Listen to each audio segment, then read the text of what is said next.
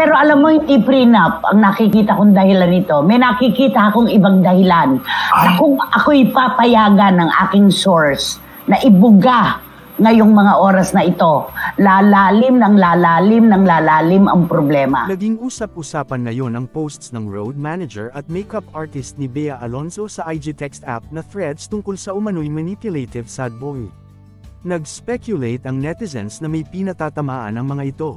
Ibinahagi ng road manager ni Bea ang description ng manipulative sad boy.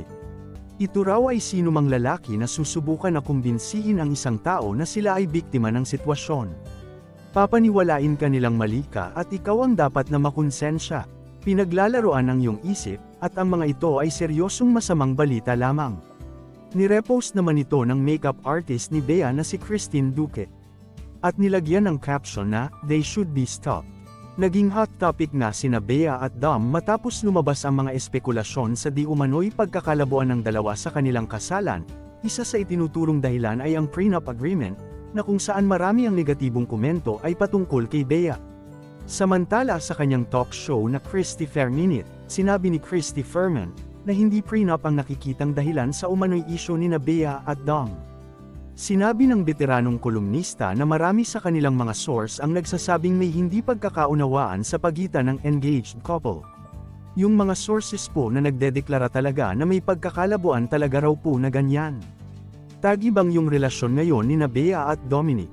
Isa lang ang kinakatakot nila, kapag puso ang nananahan at pinairal ni Bea ang Dominic, talo ang lahat ng ito, sabi ni Christy.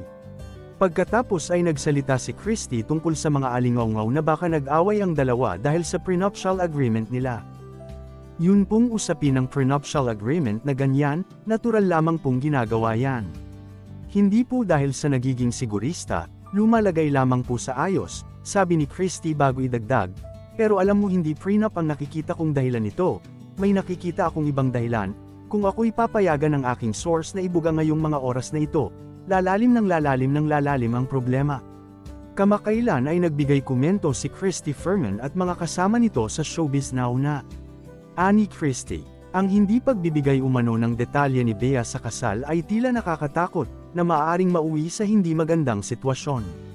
Pero pagka ganyan si Bea na very evasive siya, pag tinatanong walang sinasabi, ay nakakatakot yon. Kasi ang isang babaeng ikakasal, may kakambal yan na kilig. Kasi syempre pakakasalan ka ng nobyo mo. Dadalhin ka sa altar, magpapalitan kayo ng I do na yan. Knock on wood, wag naman po sanang mangyari yun na mapasabay sila sa kasalukuyang nagaganap na senaryo ng hiwalayan. Dagdag pa ni Christy, matatandaang, sa showbiz vlog ni OG Diaz, ay sinabi nitong isang source umano ang nagsabing hiwalay na ang Bea Dom subalit patuloy na sinusuyo ni Dominic si Bea.